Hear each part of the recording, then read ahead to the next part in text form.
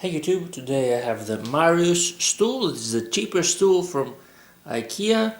This is the code here. It says it can hold up to 100 kilos. Let's turn it around. See, I think the dimension. Of course, it comes not. You have to assemble it, but the assembly is good. I believe it's 45 centimeters tall, and the top cover, which is plastic, from what I can see, is 35 centimeters wide, and you can put a pad in it. So let's open it and assemble it. And this is the Marius tool assembled.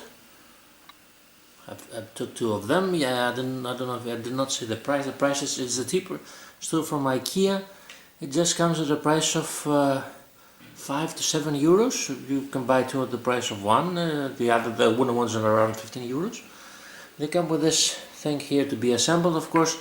You are going to need a screwdriver. There are 4 screws to put the seat on, and the middle screw, which was not the easiest thing to tighten with this little instrument here.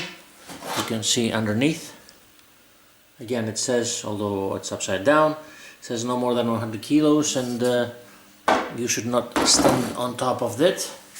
And the other thing I can say about this is that you can stack one on top of the other, so you can save space, and also that it's 32 centimeters, which means that there are some paddings if you want to sit on top. It's for basic housework or to put your shoes on or stuff like that. And generally I believe it's a good buy, although they are better stools at this price point. Thanks for watching. Please like, subscribe.